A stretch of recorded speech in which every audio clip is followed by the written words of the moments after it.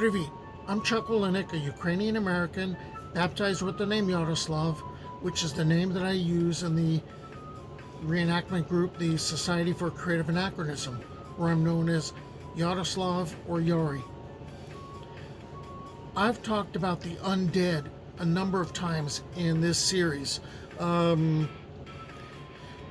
Tales of the Borderland 35, 36, 39, and that was like back in 2023. So, and I mentioned some differences, but it might be time for a refresher course before I explain how the Macedonian vampire is different.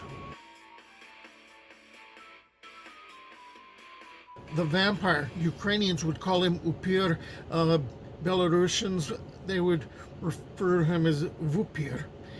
It's one of the most distinctive of all the Slavic spirits and probably the best known to the outside world. How can you not think immediately of a shadowy figure rising from a coffin to suck blood from the living, of crosses being held up as a means of defense, of stakes being driven through hearts? How many of you are resisting the urge right now to go blah, blah? I'm going to resist the blah blahs for as long as I can. Now,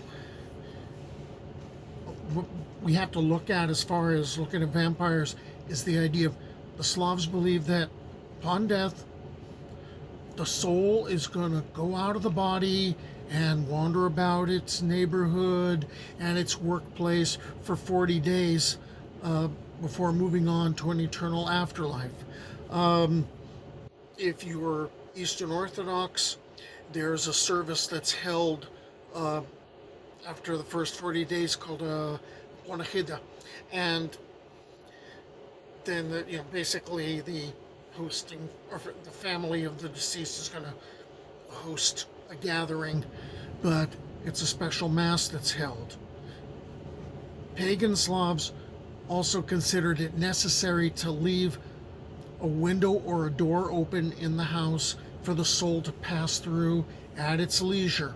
And I remember very distinctly when my mom and sister and I got back from the hospital and my dad had been pronounced dead, and my mom laid it on me of Chuck is now the Hospodar, Lord, which meant I was Lord of the family.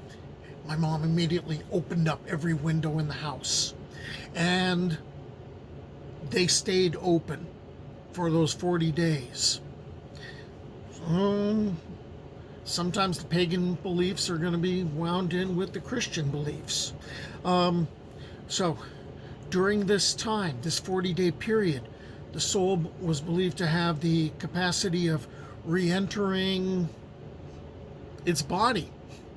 So much like the spirits that were mentioned earlier, the passing soul could either bless or create havoc on its family and on its neighbors during those 40 days.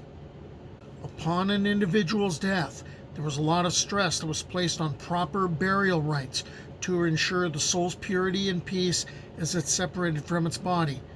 The death of an unbaptized child, a violent or untimely death, the death of a grievous sinner, such as a sorcerer or a murderer, were all grounds for a soul to become unclean after death. A soul could also be made unclean if its body was not given a proper burial. Alternatively, a body not given a proper burial could be susceptible to possession by other unclean souls and spirits. Slavs feared unclean souls because of their potential for taking vengeance. Well, that's not very different from the lore of the Rusalka. From these deep beliefs pertaining to death and the soul derives the invention of the Slavic concept of the upiri, plural for upir. A vampire is the manifestation of an unclean spirit possessing a decomposing body. This undead creature needs the blood of the living to sustain its body's existence and is considered to be vengeful and jealous towards the living. So you might notice that the body has a lack of rigor mortis, or maybe it has a flushed face, or blood beneath the nails. And those were signs that a deceased person could become an upir, a vampire. And upir, okay, we know the whole traditional belief of vampires can't be seen in a mirror. And sorry, I just started thinking about the Fearless Vampire Killers in the ballroom scene with the mirror. And upir could be seen in a mirror in the evening. So in certain regions, people were not going to look in a mirror after dusk. You might be surprised by who you see there. And upirs or upiri, they arrived at night, sometimes carrying their heads in their arms, or if the head was not detached, with glowing wolf-like eyes. Some of them caused menace during the daytime. So you see, that old sun thing doesn't always work, especially in Eastern Europe. And maybe they're climbing bell towers and they are killing people with their shrieking. Upiri drank human blood and used their superhuman strength to tear their victims to shreds. They could also kill with their breaths. I know people like that. Or shrieks. They harassed people at night, making them suffocate, or maybe they're sleepwalking. And that could lead to certain problems. There were claims of husbands and wives becoming upiri and visiting the widow or the widower after death. The Macedonian vampire may have looked like an ordinary person, but his eyes were red and he didn't cast a shadow. He was free to change his form because he had no skeleton. Well, that solved some problems. And his body was only filled with blood. Most often he took on the form of a cat, a rabbit, a rooster, but he could transform into any living being. Like other vampires from the Balkans, the Macedonian vampire often tried to suck blood and scare his victim to death. But he wasn't always violent. In some cases, he came into his home and made strange noises. Or maybe he spread ashes in the fireplace, or maybe he just started a fire. It wasn't strictly a negative creature. In Macedonia, it was commonly believed that a vampire could return to his previous place of work. We talked about that earlier as far as other vampires, and even continue to live with his wife, a widow. But the Macedonians didn't want vampires.